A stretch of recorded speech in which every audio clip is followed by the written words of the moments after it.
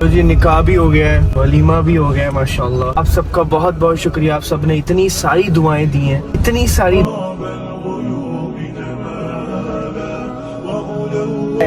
Wedding का gift है, wedding gift. तो जी इतनी मुश्किल से ऊपर तो चढ़ा दिया इसको। अस्सलामु अलैकुम एवरीवन, कैसे हैं आप सब लोग। जुम्मा है आज, जुम्मे की नमाज के लिए जा रहे हैं। गाड़ी हमारी तैयार है, चलिए भाई भी हमारा तैयार है, लेट्स गो। बिस्मिल्लाहिर्रहमानिर्रहीम। चलिए लो जी निकाह भी हो गया है, वलीमा भी हो गया है माशाल्लाह। आप सबका बहुत बहुत शुक्रिया, आप सबने इतनी सारी दुआएं दी हैं, इतनी सारी दुआएं, इतने कमेंट्स किए हैं माशाल्लाह। मैं सच में हैरान परेशान। इंस्टाग्राम पे भी, यूट्यूब पे भी सबने इतने कमेंट्स किए हैं, इतनी सारी दुआओं के कमेंट्स, मतलब 99.9% दुआएं, सिर्फ दुआएं और कुछ भी नहीं। अल्लाह का एहसान, अल्लाह का शुक्र है। मतलब आप सोचो जो हेटर्स हैं वो दिख भी नहीं रहे, इतनी सारी दुआएं, अल्हम्दुलिल्लाह, अल्लाह का बहुत शुक्र। और मैं एक चीज़ और हाईलाइट करना चाहता हूँ यहाँ पे। मेरी पूरी कोशिश रही थी कि मैं एक यूट्यूबर हूँ और मेरे पास ऑडियंस है, तो मैं मेरे यूट्यूब के ज़रिए, मेरी वीडियोस के ज़रिए एक पैगाम हमारी मुस्लिम ऑडियंस तक पहुँचा सकूँ। उस वजह से मैंने वीडियोस पोस्ट की हैं, वीडियो डाली है मेरे निकाह की और मेरे वलीमे की भी। यही मेरी नीयत थी कि लोगों को पता चले, लोग इस चीज़ पे अमल करें कि हमें जो निकाह करना है वो मस्जिद में करना है, सिंपल तरीके से। और लड़की के बाप के ऊपर 1 रुपए का भी कोई बोझ नहीं होना चाहिए। लड़की के बाप की मर्जी है कि अगर उन्हें कोई खाना करना है, किसी को बुलाना है या जो भी करना है, वो उनकी मर्जी है। हमें कोई प्रेशर नहीं देना चाहिए किसी को भी कि आपको इस तरह से करना है या उस तरह से करना है। और दूसरी चीज़ ये कि वलीमा जो हम करते हैं वो हम अपने इस्तिताअत के हिसाब से कर सकते हैं, डेफिनेटली कर सकते हैं, बट उसमें भी हमें ये चीज़ का ख्याल ज़रूर रखना है कि हमें उसमें म्यूज़िक नहीं लगाना है, ना ही हमने उसमें कोई बेपर्दगी करनी है। वलीमा मतलब खाना खिलाना, दैट्स ऑल। खाना खिलाने से ज़्यादा उसमें कुछ भी नहीं होता है, और एक गेट टुगेदर हो जाता है जो हमारे फ्रेंड्स, फैमिलीज़ होती हैं, बस। और एक ऐलान होता है निकाह का कि मैं एक शादीशुदा इंसान हो चुका हूँ। खाने पे ध्यान दें और पार्टीशन पे भी ध्यान दें, मिक्सिंग ना करें, मर्द और औरत की मिक्सिंग ना करें वलीमे में, निकाह में, क्योंकि उसमें फिर बरकत ख़त्म हो जाती है, ऐसा मुझे लगता है। तो दैट्स इट। मेरी पूरी कोशिश रही थी ये, एंड आई रियली विश कि अगर एक भी इंसान मेरी वीडियो देख के अपने निकाह में और अपने वलीमे में इस तरह से अमल करेगा तो मेरा तो वो वीडियो डालने का मकसद सफल हो गया इंशाल्लाह। ठीक है जी, चलिए अभी हम मस्जिद की तरफ चलते हैं इंशाल्लाह। Let's go. गाइस, आमिर भाई देखिए माशाल्लाह तोप में आए ले। अस्सलाम वालेकुम। क्या है भाई, क्या बात है। अपनी बारी अभी। माशाल्लाह अपनी बारी देख लो भाई, तोप में है माशाल्लाह, क्या बात है। अस्सलाम वालेकुम। चलिए जी।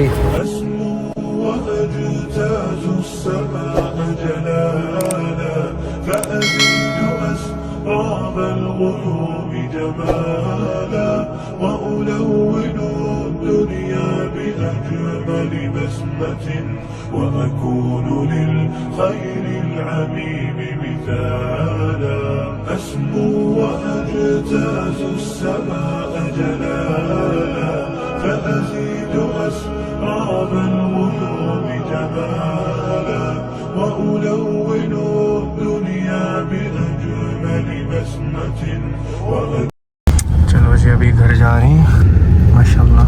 आज बना है दालचा, मस्त बना है भाई, एक नंबर माशाल्लाह। और हमारे अंकल आज 30 इयर्स कम हो चुके हैं, 30 इयर्स। तो इनको देख के एज का नहीं बता सकता ना। संतूर से नाते अंकल। आमिर भाई is always ready to roast. चलिए खाना खाइए। ये तुम्हारा वेडिंग का है। वेडिंग का गिफ्ट है। Wedding gift. चलो भाई, गाड़ी लेके आओ, चाबी गाड़ी लेके आए। अलग अलग चीजें हैं, चलो। ऐसा करेंगे, हमदान एक गिफ्ट लेगा, उसके पीछे हरमन एक गिफ्ट लेगा, आमिर भाई लेंगे, मैं लेता एक, हाँ। तुम चलो आगे। चलो ये गाड़ी में रख देते अभी। तिजोरी रख रहे। चलिए चलो जी बिस्मिल्लाह। लो जी नमाज पढ़ते हैं। 3 hours later. लो जी इतनी मुश्किल से ऊपर तो चढ़ा दिया इसको, अभी इसका हम करेंगे अनबॉक्सिंग। थक गया भाई ऊपर चढ़ा के इसको मैं। अरे मैं सही हरमन ने चढ़ाया है। तिजोरी सही में तिजोरी है। तिजोरी क्यों दी है? आमिर भाई बोले खाली दे रहा हूँ तुम्हें और इसको भरना तुम। लो जी अभी इसको तिजोरी दी है भाई, तिजोरी। आराम से भाई आराम से। और अरे ये नीचे फटकारना पड़े नीचे। अरे डैडी भी आ गए। तिजोरी ये आमिर भाई ने दी, कहते मैं तिजोरी दे रहा हूँ इसको भरो। अच्छा फिंगरप्रिंट वाली तिजोरी है, फिंगरप्रिंट वाली। हाँ आज ही भर देंगे। आज भी। चलो जी अभी दूसरा। कुकर तो नहीं, अच्छा क्या ये? फ्राई करने वाला ऑयललेस फूड। ये बिना ऑयल के, बिना ऑयल का। बिना ऑयल में रहता है। माशाल्लाह ये तो ईंटें निकली इसमें। ईंटें हैं। स्कैम कर दिया। है भाई है। वाह माशाल्लाह मजा होगा मजा। चिकन डालो, इसमें चिकन डालो, ऑयललेस फूड। हाँ अच्छे से मुंह से डालो। जैसे बटर लगाओ, खाओ विदाउट ऑयल। विदाउट। माशाल्लाह अभी तीसरा भी खोलते हैं भाई। बेडशीट है। एक नंबर। चलो जी माशाल्लाह तबारकल्लाह अल्हम्दुलिल्लाह। और भी बहुत सारे लोगों ने हमें लाइक मतलब घर की चीज़ें, तनवर फैमिली ने तो पूरा खाने का वो सेट ही दिया है ना, वो क्रॉकरी सेट। पूरी तनवर फैमिली ने, किसी ने कप दिया, किसी ने पूरा क्रॉकरी सेट वो दिया। बोलते बाहर का खाना नहीं खाना, घर का बना के खाना। माशाल्लाह बहुत सारे लोगों ने इतने सारे तोहफे दिए माशाल्लाह। परफ्यूम भी बढ़िया दिए ना। मेरे को तो कोई तोहफा दिया नहीं। मैंने नहीं दिया। मैं दूँ तोहफा? इतना बड़ा तोहफा दे दिया शादी करके। अच्छा नहीं शादी कर दूंगा इंशाअल्लाह। संबल उत्तर प्रदेश में है, बहराइच भी उत्तर प्रदेश में है। अक्टूबर में बहराइच और नवंबर में संबल। और अभी एक और न्यूज आ रही है अजमेर शरीफ से। किस तरह से हमारे देश का माहौल खराब करने की साजिश रची जा रही है। आप सबसे एक सवाल पूछता हूँ, क्या होगा अगर तमाम बुद्धिस्ट लोग जो हमारे देश में रहते हैं, हमारे हिंदुस्तान में रहते हैं, वो सब एक हो जाएं और हमारे देश के लोअर कोर्ट में जाके पिटीशन डालें और वहां पे जाके ये कहें कि जितने भी मंदिर बने हैं, हिंदू मंदिर बने हुए हैं, वो बुद्धिस्ट धार्मिक स्थलों के खंडरों पे बने हुए हैं, उसके नीचे बुद्धिस्ट टेम्पल था। और ऐसे मंदिरों की ASI जांच होनी चाहिए। और अगर जांच के दौरान वहां पे कुछ भी ऐसा बुद्धिस्ट अवशेष मिले तो वहां पे बुद्धिस्ट लोगों के लिए वहां पे प्रेयर का इंतजाम भी होना चाहिए। मैं आप सबको गारंटी के साथ कह सकता हूं कि कोई भी कोर्ट इस पिटीशन को सुनेगा भी नहीं और इस तरह से खारिज कर देगा। उन लोगों के ऊपर फाइन भी लगाएंगे जो लोग ऐसी याचिका लेके आ रहे हैं, पिटीशन डाल रहे हैं। और this is because of place of worship act 1947 के बाद जो भी धार्मिक स्थल बने हैं या फिर जो धार्मिक स्थल जैसे हैं, उसके बाद आप उसको चेंज नहीं कर सकते।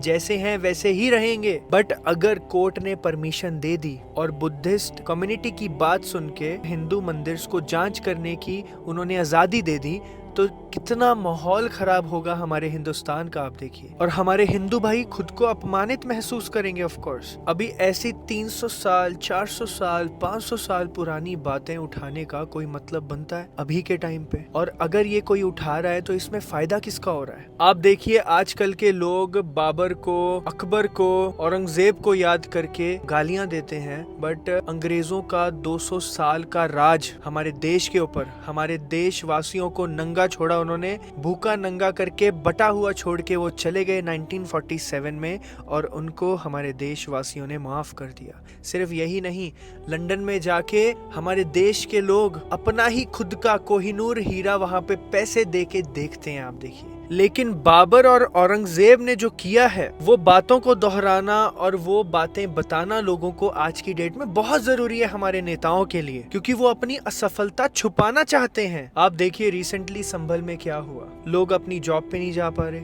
लोग काम नहीं कर पा रहे, लोग शॉपिंग के लिए नहीं जा पा रहे, लोग खाने के लिए बाहर नहीं जा पा रहे, लोग सब्जी लेने के लिए बाहर नहीं जा पा रहे, कुछ भी नहीं कर पा रहे। इतने सारे लोग जख्मी हैं, इतने सारे लोग मारे जा चुके हैं। क्यों? रीजन क्या है इस चीज का? क्योंकि बाबर ने 300-400 साल पहले क्या किया था वो अब पता लगाना जरूरी है, उसका बदला अब लेना जरूरी है मुसलमानों से। अब सरकार के पास दूसरा और कौन सा काम रह गया है? बाबर और औरंगजेब के बारे में ही बात करेंगे ना। वैसे भी हमारे देश में पेट्रोल के दाम तो बहुत अच्छे चल रहे हैं और अमेरिकन डॉलर जो है वो भी बहुत नीचे गिर चुका है, हमारा रुपया तो बहुत तगड़ा है। हम चाइना से तो कुछ भी एक्सपोर्ट नहीं कर पा रहे हैं, चाइना हमारे एक्सपोर्ट के बिना तो कुछ कर ही नहीं सकता, हमारा एक्सपोर्ट तो उसको बहुत जरूरी है। हमारे देश में अनएम्प्लॉयमेंट तो है ही नहीं, सब लोगों के पास बहुत जॉब्स हैं माशाल्लाह, और हमारे देश में जगह जगह पे हॉस्पिटल फैसिलिटीज हैं गरीबों के लिए, लोगों को खाने की भी फैसिलिटीज बहुत ज्यादा है माशाल्लाह, है ना जी। हमारे देश में नेताओं के पास कोई काम तो है नहीं, क्योंकि सब कुछ अच्छा चल रहा है हमारे देश में इस वक्त। बस 400 साल पहले अकबर क्या करके गया था, बाबर क्या करके गया था, वो हमें जानना है। अगर आप ये सोचते हो कि हमारे देश का जस्टिस